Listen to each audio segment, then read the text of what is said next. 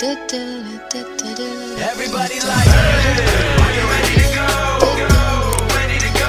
Everybody like, hey.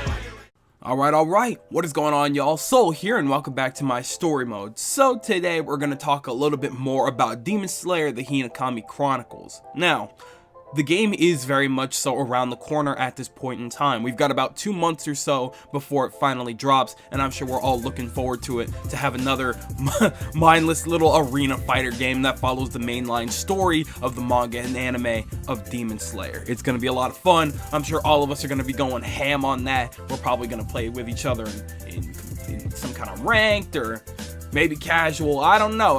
We'll see let's see how well it treats us. But it's right there. It's practically on the verge of it's on the horizon.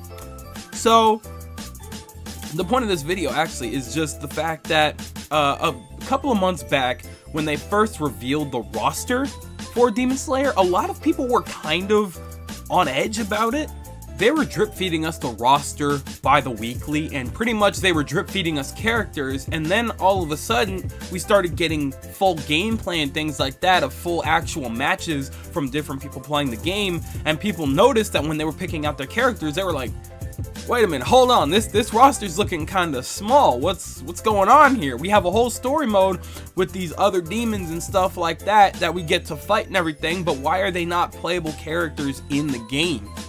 And so it's been kind of a thing for a minute that the roster looks kind of iffy right now. A little bit more gameplay has come out recently of people playing the game, showing off ultimates of the school versions of the characters and things like that, which is really cute, by the way. Love that they did that. Super excited to use those. So they showed that off, and a couple people were still like, yikes, bro, that roster's looking kind of iffy. You know, what's the situation on that? We're going to need a little bit of an update. So they didn't give us much with that, and so now people are a little bit alarmed about when it comes to the roster, especially because, you know, we're living in an age where we need to know that the games that we're spending full price on, especially extra full price for a game that is getting an early release for people that pay that little bit of extra for the extra content and that early release date. Everybody just wants to know if the game's gonna be worth it, if it's gonna be long lasting, because you know, even though there are plenty of games with a very small roster that have very great mechanics and last a long time, we're in an age where people are definitely a little more impatient than that. They want something that lasts long and that's good for them, you know. So people are a little bit worried. And I can't really blame them for anything like that. So let's talk about it. All right, I want to talk about what it is about the roster that's so alarming, why it's alarming, and how it could possibly be fixed or end up better in the future or in the very near future. So for starters, why don't we take a look at why the roster is so small to begin with, or at least why it feels so small. We do have a solid handful of characters, but in reality, when you look at it, we only have about, what? 2 Hashiras, which is just Giyu and Shinobu? Is that it? Oh, I'm sorry, and Rengoku, of course, obviously. So we have about 3 Hashira, and then we have, obviously, the main cast, which is Tanjiro, Nezuko, Inosuke, and Zenitsu, and then we have the teacher, blanking on his name, his previous 2 students, and then the other guy, that one guy that they saved when they went into the forest to fight off against Rui, I'm sorry. And then, is that about it? I believe so. I might be missing a couple of characters here and there. Go ahead and tell me if I'm wrong. But for the most part, that's a majority of the roster, and I was able to give it to you off the top of my head. So that's part of the reason why it's so alarming, is because even with Smash, I know the Smash roster, but I can tell you right now, I could not name every single character off the top of my head, even though we've had that game for like 2 years now. So yeah, it's kind of crazy that the roster feels as small as it is. So why? Why does the roster look that small? Well, I have a couple of ideas in mind that may be able to explain that. For one, this is going to sound kind of crazy, however, I think that the game may be a tad rushed. Now, as high quality as the game does look, it looks really good for what it is, and it looks very high quality. It's just about what we would expect from CyberConnect, you know, Naruto, JoJo's, Eye of Heaven, Dragon Ball Kakarot. They know what quality looks like. They know how to get it done. So of course, in their hands, they were able to make this game look so pretty. Like, my goodness. A+, all of you guys, all of you developers, phenomenal. However, we do have to remember that when it comes to development time, that's not up to the actual developers themselves. The directors and the higher ups are like, okay, we have a deadline. We have to get this game, we have the game announced now, and we need to get the game out as soon as it's somewhat close to ready, right? And like I said earlier, we're living in an age, well, this has actually nothing to do with that, but it's gonna sound like a repeat. We're living in an age where sometimes it's about quantity more than quality. They're trying to get the game out as fast as possible, sell as many copies as possible, and then they usually worry about updating it and things like that later. So, as of right now, it may seem a tad small because the game feels a little rushed. Now, think about it like this. I say rushed because when you look back, we only got this game announced to us about, what, maybe a year or two ago?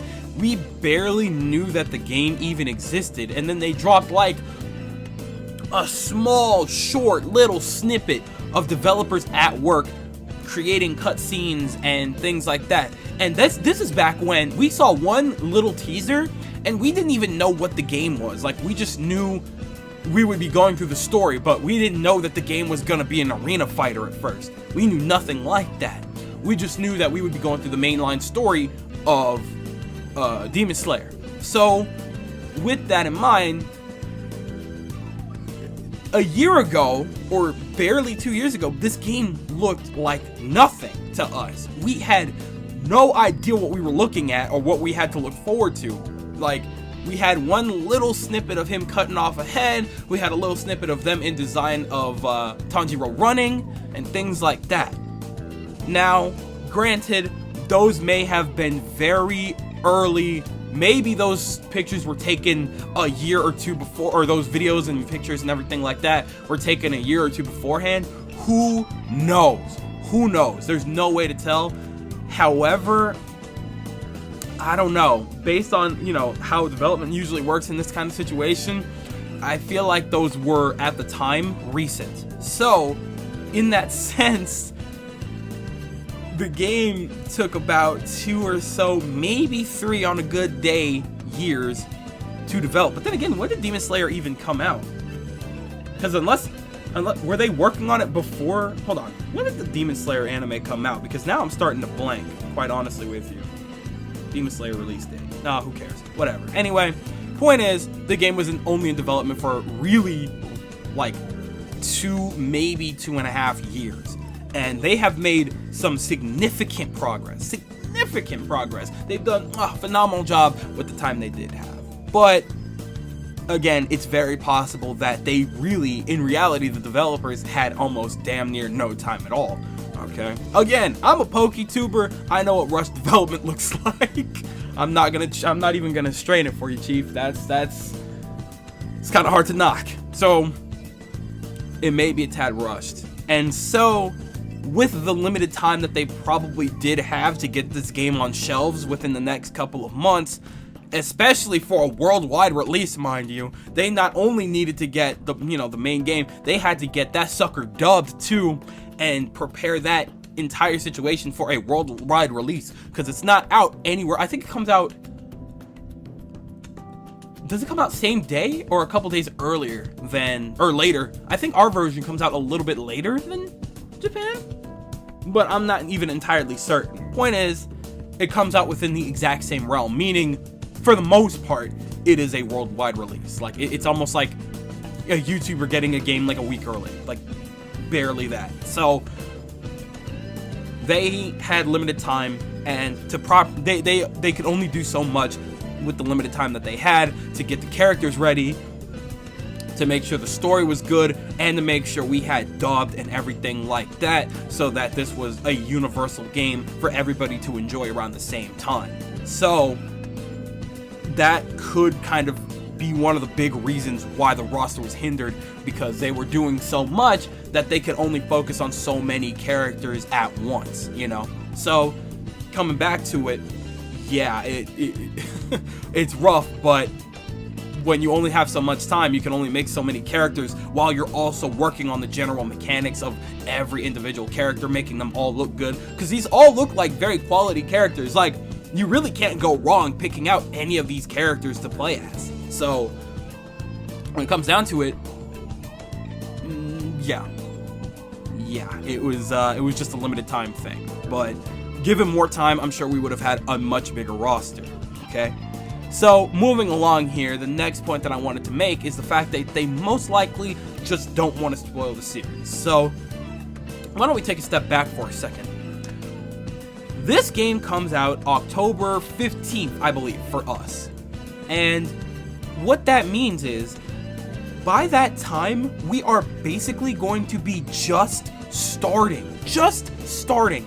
Like maybe 1 or 2 episodes in Demon Slayer Season 2. We are just getting that, okay? Now, that means that our knowledge of the game, or our knowledge of the series, or at least the anime watchers, will barely be just getting past the movie, which was the Mugen Train arc, okay? Mugen, however you want to say it, whatever. I like Mugen. We'll be just getting past the movie and everything that happened there, okay? So why would they go past that? Okay, you have to realize an anime is usually 5 to 6 times as popular as it is as an anime than it is as a manga. All right, that's usually how it happens. I'm not sure what the sales are looking like for the manga. I'm not sure what the rates are for the anime 100%, but I can tell you right now, won't nobody reading the manga as much before the anime came out. I'll tell it to you like that. That's just how it happens. That's not a bad thing. Like, obviously the manga is very popular and it's astounding, but you know, a lot of the people that I know are definitely 100% not reading the manga. So I'll just say it like that, okay? So that means that they did not want to take the risk and spoil anything for the anime watchers, okay? So think about it like this. Of course, we have the names of, we have the Hashiras, and we know them by, you know, we know of them, okay? We've met the Hashiras and things like that, but we don't know how they operate in battle yet at all. Obviously, there's a lot of the manga left to go before the series is finished, because the manga has been finished for a long time. So obviously the manga is going to touch up on different characters' pasts and their futures, how they battle, things like that. But as far as the Hashira go, we have only seen the 3 that we know in battle. We have seen Shinobu battle, okay? We've seen Giyu battle, like, multiple times. We've seen Rengoku battle. We're getting them because we know them as anime watchers. Or at least the anime watchers know these characters, okay? So if they were to give us, for example, any of the other Hashiras, it would be spoiling, because if they were to show us their ultimates in game, we would be like, holy crap, who are they gonna use this on? You know, like, who are they fighting where they had to go balls to the wall with this crazy ultimate? Like, and then we're gonna see it in the anime and be like, oh, we saw this in the game already. It's like, well, no, why would they do something like that? You know what I mean? So their movesets, just their movesets alone, is something that could spoil the story. And they don't want to do that to the anime watchers. We don't know how they operate in battle yet. We don't know exactly what their fighting styles are. We don't know exactly 100% how their powers work. We can, sure, a lot of people have an idea, I'm sure, but we just don't know enough about them like that yet to really come to the conclusion to say that we know them and that they deserve to be in the game yet. Because, hell, there may be a Hashira where you look at them and you're like, oh, wait, no, they don't even need a spot in the game. I doubt it. They're all probably phenomenal fighters, but just saying, we just don't know. We really don't. So That's where I'm at when it comes to the Hashira, and that's probably why the other Hashira haven't really made it in yet. And speaking of characters that we just simply don't know yet, there's plenty of demons that we also just don't know yet enough to actually include them in the game. Like, yeah, we know who Muzan is, but we don't know what Muzan is. We don't know what that man is capable of. That man is an absolute threat. Okay, you saw how fast that dude took heads when people would run, or when other demons or subordinates would run away. He's clapping everybody, okay? We don't know how much of a threat this man is or what his powers look like, truly. Or at least, in the anime, we don't, okay? We have to really recognize that and come to understand, okay, we don't truly, at the end of the day, know exactly what Muzan is enough to be able to throw him in the game and call it good. If we were to get that, we would see his ability, and then we would be terrified, and then we'd go into the anime and be like, okay, so he's obviously gonna hit somebody with this, and they're either gonna die or they're gonna BS their way through it, you know? We don't want to see that yet. I'm sure we don't want anything for Demon Slayer spoiled for us. We want to enjoy the story as it is, and getting a character that we don't actually really know would hurt for a lot of people, I'm sure. Or at least that's the way I see it. So, in all honesty, we can't say that we do actually know Muzan, okay? That would be kind of a problem to have him in the game and have him just wrecking havoc, and then we go into the anime and we already know everything about him. That would suck. That'd be kind of lame, right? Am I crazy? Maybe I'm a little crazy. I don't know. But that's how I see it. So feel about that how you will, but that's how I see things. So my final thing here is the idea that this, honestly, doing something like this offers opportunities for future content. Now, I know, like I said earlier, we're living in an age where they usually fix the game up later. However, what we're getting so far is a pretty high quality game. We have our story mode that actually goes all the way up to Mugen Train, which is, you know, in reality kind of a lot. You know, we'll be spending at least a solid couple hours on that. Like, we'll be on that for a hot minute, and then we get our bearings and we go into online. We start fighting in casual, and then maybe we hop over to ranked and we start going toe to toe with the big boys that know they're anime arena fighters like nobody's business. So future content, what is that gonna look like? Well, when you think about it, I'm sure that people are mostly mad because there are plenty of demons that we do truly know about. We know about the drum demon, you know, we know about Rui, we know about Rui's family and things like that. There's plenty of demons that we have seen in action from beginning to finish, from when we first meet them to how they meet their end. True enough, can't blame you for getting mad about not having other demons like that available in the game. We know them already, why can't we just have them? Okay, think about it this way. There's nothing telling us that we can't receive these characters as future DLC or in just a straight up update later down the line. Who knows what we're gonna snap, okay? They could definitely absolutely give us the drum demon. They could give us that other demon that Zenitsu fought or cut the head off of, because frankly we didn't really see much of him at all. We don't know what that man's capable of. He looks crazy, but he never really actually posed a threat because Zenitsu fell asleep. So we don't even really know what he's capable of. So quite honestly, they could make up an entire moveset for him that would actually explain a little bit about him, you know, and that would be really interesting, okay? So there's nothing saying that we can't get these demons in an update later, okay? I know a lot of people were pissed because the only quote-unquote demon that we technically have is Nezuko, but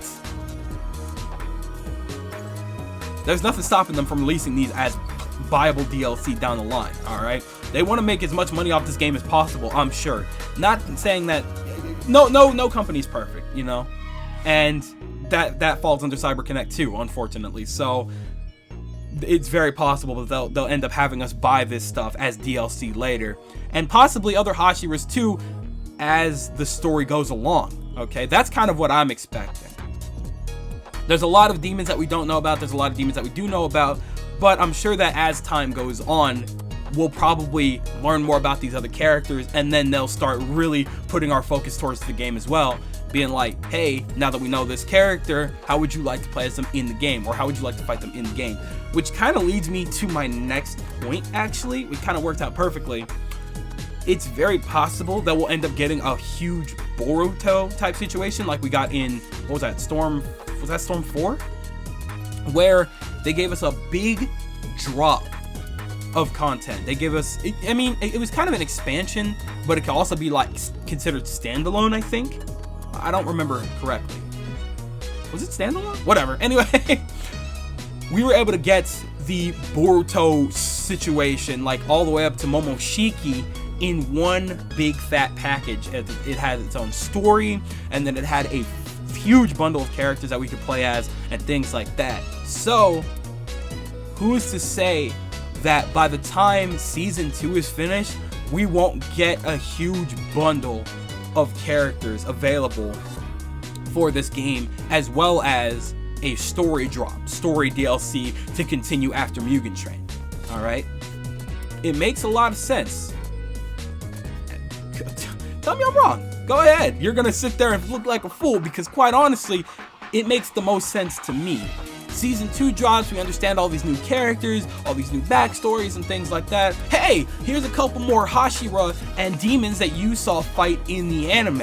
And maybe, if they want, maybe in between that timeline, because it's probably gonna be a long time before we're finished with season 2. It's gonna be probably another 25 episodes. So I'm willing to bet that we definitely won't get that second DLC pack for quite some time. So they'll probably drop little bits and pieces of updates and DLC down the line with other demons and things like that until we get our hands on that.